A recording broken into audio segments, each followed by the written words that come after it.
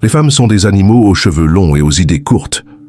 Une phrase aussi brutale que tranchante, comme du verre brisé dans l'esprit. Aujourd'hui, elle est justement méprisée, considérée comme l'épitomée de la misogynie philosophique. Mais elle vient d'Arthur Schopenhauer, le sombre génie de la philosophie allemande, un homme dont la vision de la vie était aussi désolante que son intellect était brillant. Et avant de l'écarter comme un misogyne amer et frustré, ce qu'il était en partie, faisons une pause. Car derrière l'insulte facile, sous la généralisation sévère, réside quelque chose de plus troublant. Une vérité qui résonne silencieusement dans les recoins cachés de l'expérience masculine. La vérité se présente rarement vêtue de gala, avec un sourire bienveillant. Elle arrive souvent défigurée, brutale, née de la douleur. Et c'est peut-être pourquoi les paroles les plus dérangeantes contiennent fréquemment des graines de lucidité que nous refusons de voir. Il n'est pas confortable de considérer qu'un philosophe profondément pessimiste, souvent écarté par les cercles académiques modernes comme un simple misanthrope, ait pu saisir une dynamique fondamentale qui imprègne nos relations les plus intimes. Une dynamique que la société actuelle préfère nier, déguiser ou désapprouver, mais qui continue d'opérer dans l'ombre de notre existence collective. Schopenhauer, certains l'affirment, ne détestait pas les femmes en soi. Il détestait la mécanique du désir. Il méprisait la manière dont l'amour romantique, ou ce qu'il voyait comme son illusion, le faisait se sentir impuissant, remplaçable, secondaire. Et derrière son amertume, derrière ce cynisme presque pathologique envers le féminin, pulse une question que beaucoup d'hommes à travers l'histoire ont à peine osé poser à voix haute par crainte de paraître faibles, possessifs ou pire, rancuniers. Pourquoi semble-t-elle toujours vouloir plus? Pourquoi, même quand il semblait que l'amour, la connexion, l'engagement étaient réels, peut-elle partir un jour pour quelqu'un d'autre? Et pourquoi cette autre personne incarne-t-elle si souvent des traits très spécifiques? Plus grand, plus accompli, plus confiant, plus dominant, plus de quelque chose que vous sentiez qu'il vous manquait? Regardez en vous-même, dans vos propres expériences. Cette relation qui vous a dévasté, qui vous a fait remettre en question tout ce que vous croyiez savoir sur l'amour. Vous vous en souvenez? Vous vous rappelez comment vous avez été remplacé? Peut-être pas immédiatement, peut-être après des semaines, des mois, voire des années. Mais c'est arrivé. Et l'homme qui est venu après vous n'était probablement pas un reflet exact de vous-même, avec des traits aléatoirement différents. C'était une version améliorée sur des aspects spécifiques. Il avait plus de présence, plus de ressources, plus de direction, plus d'intensité, ou du moins, elle le percevait ainsi. Et ce remplacement n'était pas juste un échange. C'était une mise à niveau. Nul besoin d'acquiescer à voix haute.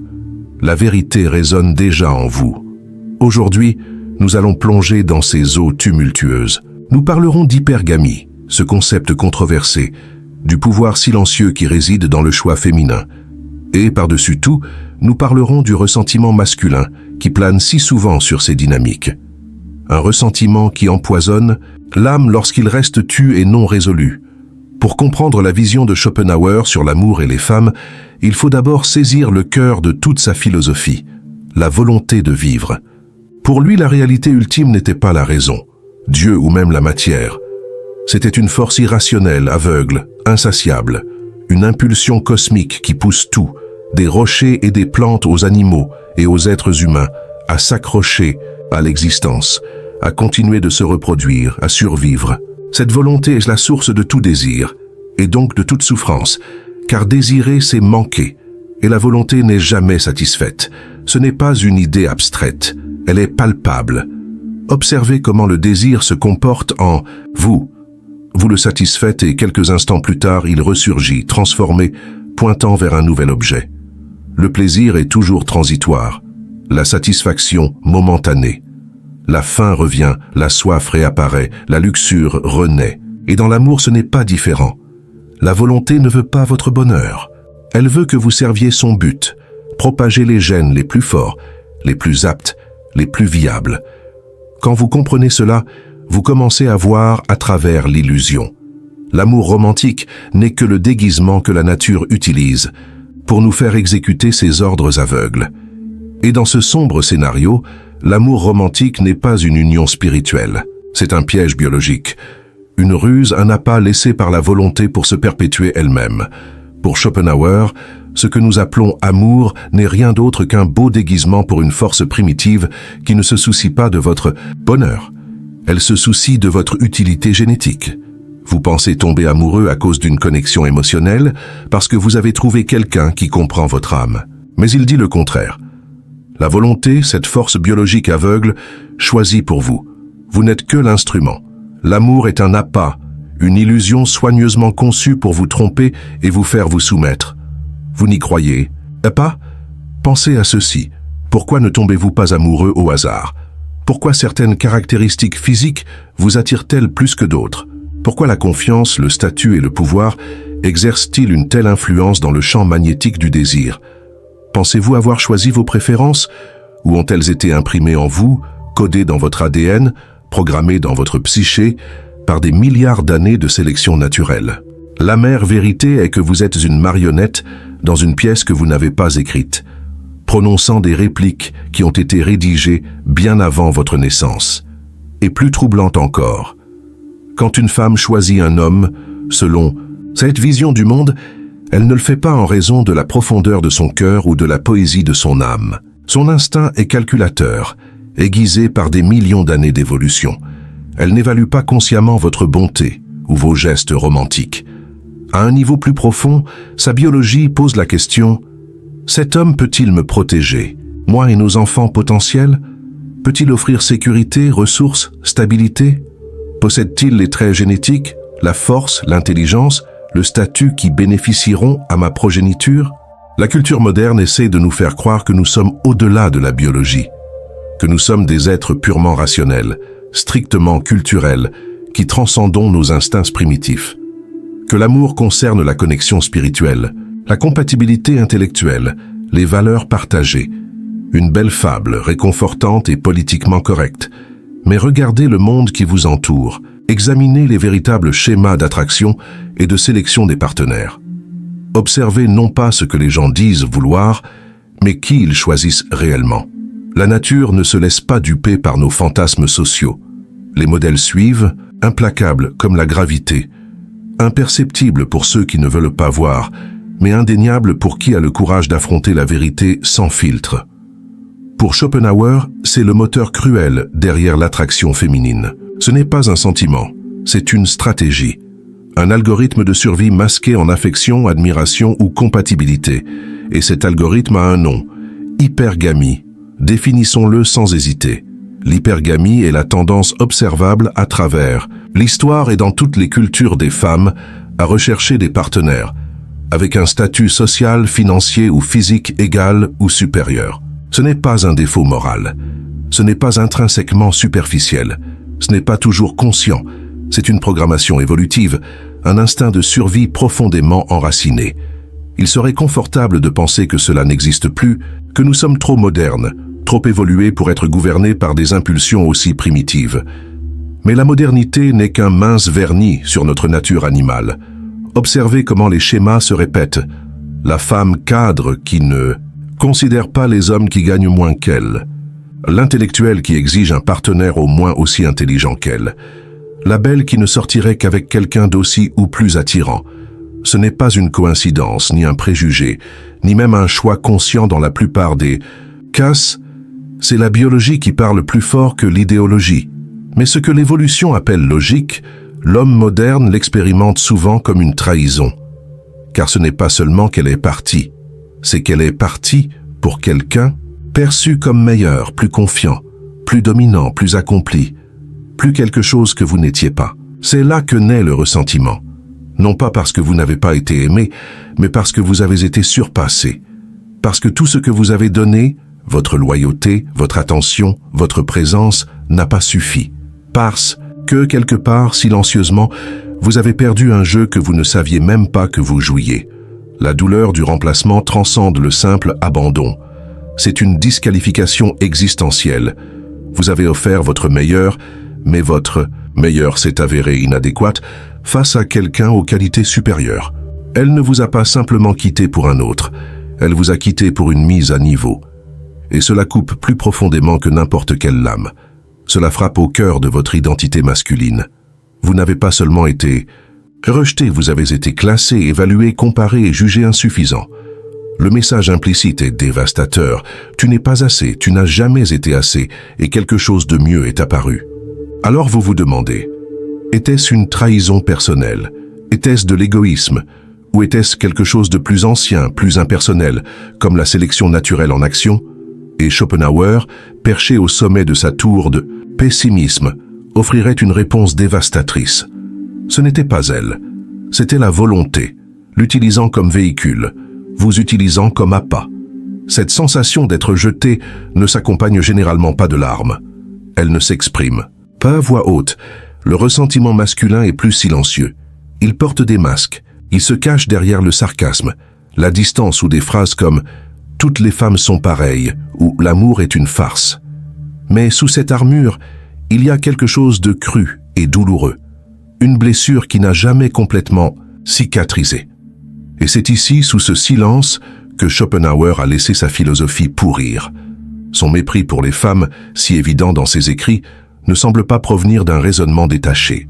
Il vient de l'expérience, d'une relation fracturée avec une mère puissante et émotionnellement distante, de romances échouées où il n'a pas été l'élu. Schopenhauer ne parlait pas seulement en philosophe. Il parlait comme un homme qui se sentait invisible, indésirable. L'erreur de Schopenhauer, et peut-être la vôtre aussi, fut de permettre que la blessure se transforme en poison, que la perception devienne haine, que la compréhension d'un mécanisme naturel soit contaminée par un ressentiment toxique. Car connaître la nature de l'attraction féminine ne devrait pas nous conduire au mépris, mais à la lucidité. Ne devrait pas produire de la colère, mais de la clarté. Il ne s'agit pas de blâmer les femmes pour suivre une programmation biologique aussi inébranlable que notre propre tendance masculine à être attirée par la jeunesse et la beauté. Et c'est ce qui rend sa philosophie dangereuse. Ce n'est pas seulement une théorie, c'est un traumatisme intellectualisé. Mais au lieu de juger, nous pouvons demander combien d'hommes aujourd'hui portent cette même blessure? Combien ont aimé profondément, tout donné et pourtant n'ont pas été suffisants? Combien ont joué le rôle de protecteur, de pourvoyeur, de partenaire loyal, seulement pour être vus comme des substituts temporaires, non comme une passion? Vous connaissez probablement cet homme. Peut-être êtes-vous cet homme. Peut-être avez-vous créé sur l'autel de votre dévotion romantique un monument de générosité, de fidélité et de soutien inconditionnel. Peut-être avez-vous cru aux histoires qu'on vous a racontées sur l'amour comme étant un échange équitable, un partenariat d'âme basé sur des valeurs partagées. Et peut-être avez-vous découvert, de la manière la plus douloureuse qui soit, que sous la surface des serments et des promesses pulse quelque chose de plus primitif, de plus implacable, l'algorithme froid de la sélection sexuelle, indifférent à vos bonnes intentions, à vos sacrifices, à la pureté de votre cœur. Car la dure vérité est celle-ci, les hommes ne veulent pas seulement de la compagnie. Ils veulent être choisis, être désirés, pas seulement acceptés. Être celui qui fait briller ses yeux, pas seulement celui qui paie les factures. Et quand ils ne le sont pas, quand ils sont remplacés, la douleur n'est pas traitée. Elle est enterrée. Et dans une culture qui punit encore la vulnérabilité masculine, cette douleur subit une mutation. Elle se transforme en idéologie, en cynisme, en chambre d'écho de colère, en sous-cultures en ligne entière où la douleur est renforcée et la culpabilité devient un style de vie. Mais si vous retirez les couches d'amertume, ce que vous trouvez souvent n'est pas de la haine, c'est du dégoût. C'est la voix d'un homme qui a tout donné et qui pourtant n'a pas été suffisant. Et c'est ici que les idées de Schopenhauer deviennent particulièrement corrosives. Quand elles sont utilisées non comme un miroir pour la réflexion, mais comme des munitions pour le ressentiment.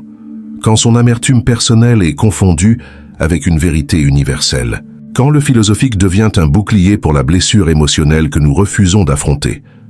Cela signifie-t-il que les femmes sont intrinsèquement égoïstes, qu'elles ne se soucient que de l'argent, du pouvoir et du statut?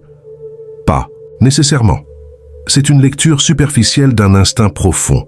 Une perspective plus nuancée reconnaît que l'hypergamie, cette tendance ascendante, n'est pas une faute morale. C'est une programmation évolutive. Dans les temps préhistoriques, choisir un partenaire n'était pas une question de romance. C'était une question de survie. Une femme qui choisissait un homme faible, incapable de la protéger ou de subvenir à ses besoins, ne risquait pas seulement la déception. Elle risquait la mort pour elle-même, pour ses enfants. Alors, la nature a affiné ses instincts comme une lame. Elle a développé un radar pour la force, pour la compétence, pour la sécurité. Ce schéma se répète dans tous les aspects de la vie. Observez la nature. Observez comment, chez presque toutes les espèces, ce sont les femelles qui choisissent. Ce sont les mâles qui rivalisent, qui s'exhibent, qui prouvent leur valeur. Les paons avec leurs plumages impressionnants, les cerfs avec leurs bois imposants, les lions avec leurs crinières majestueuses, tous en compétition pour le privilège d'être sélectionnés. Et nous, avec notre intelligence supérieure et notre culture sophistiquée, croyons-nous avoir transcendé ce modèle? Que nous sommes différents, plus évolués, plus justes? Non, nous avons simplement trouvé de nouvelles façons d'exprimer les mêmes impulsions primitives. L'homme moderne n'exhibe pas sa force physique. Il exhibe sa voiture, son titre, son statut dans la hiérarchie sociale, son intelligence, sa capacité à commander le respect des autres. Différentes manifestations du même principe fondamental, prouvez que vous êtes digne d'être choisi. Et même si nous ne vivons plus dans des cavernes, ce radar bourdonne encore sous la surface. Aujourd'hui, il ne cherche pas le guerrier le plus fort ou le meilleur chasseur. Il cherche un but, une direction, une confiance. Il cherche l'homme qui avance, qui rayonne de capacité, de vision, d'élan. Et c'est là qu'intervient le dégoût. Parce qu'être un homme bon n'est pas toujours suffisant. Vous pouvez être gentil, loyal, solidaire. Vous pouvez être présent tous les jours, faire ce qu'il faut, aimer de tout votre être, et pourtant ne pas être désiré. Vous pouvez être aimé, respecté, apprécié, mais pas désiré de cette manière viscérale et magnétique, parce que le désir joue selon des règles différentes. Et si vous ne comprenez pas ces règles, vous finissez confus, amer, perdu. Vous demandez, qu'ai-je fait de mal? Pourquoi n'était-ce pas suffisant? C'est alors que l'esprit commence à se durcir. Vous commencez à croire que l'amour est un mensonge, que la bonté est une faiblesse, que les femmes sont cruelles. Mais le vrai problème est que vous réagissez à partir d'un lieu d'incompréhension. On ne vous a jamais dit que le désir ne récompense pas la bonté. Il récompense la croissance, l'énergie, le pouvoir. Et quand vous ne projetez pas cette énergie, cette mission, cette étincelle, elle peut même ne pas vous voir. Beaucoup d'hommes restent coincés ici, faisant tout correctement, suivant le script, et pourtant perdants, étant encore remplacés. Non pas parce qu'ils sont de mauvais hommes, mais parce qu'ils n'ont pas réalisé que le jeu a des règles différentes de celles qu'on leur a enseignées. Alors, et maintenant, abandonnez-vous, devenez-vous amer, rejoignez-vous le cœur de colère en ligne? Ou existe-t-il un moyen de récupérer votre valeur, non pas en poursuivant son approbation, mais en reconstruisant votre fondation? Comprendre l'hypergamie ne signifie pas en devenir l'esclave. Cela ne signifie pas se tordre pour s'adapter à un moule artificiel de haut statut ou devenir quelqu'un que vous n'êtes pas pour gagner l'approbation. Cela signifie apprendre les règles de l'attraction, puis décider de s'élever selon vos propres termes. Pas pour elle, pour vous. La solution n'est pas de surpasser tous les autres hommes pour la validation d'une femme. C'est une course que vous perdrez ou dans laquelle vous vous perdrez. La vraie réponse est de vous mesurer à votre ancien moi. Vous réveillez chaque jour en vous demandant « Où puis-je grandir ? Où suis-je insuffisant ? Où ai-je été passif alors que j'aurais dû agir ?» Car lorsque vous vous concentrez sur le fait de devenir la version la plus enracinée, capable et orientée par un but de vous-même, non pas pour impressionner, mais pour évoluer, vous cessez d'avoir besoin d'approbation. Vous cessez de mendier l'amour. Vous commencez à irradier pouvoir, calme, confiance. Et voici le paradoxe. C'est alors que vous devenez attirant, non pas parce que vous l'avez recherché, mais parce que vous n'en avez plus besoin.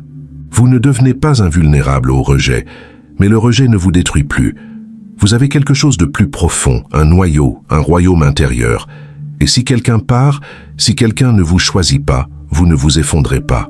Vous vous regroupez, vous reconstruisez, vous vous relevez. C'est ici que nous nous tournons vers Nietzsche, le philosophe qui admirait et critiquait Schopenhauer.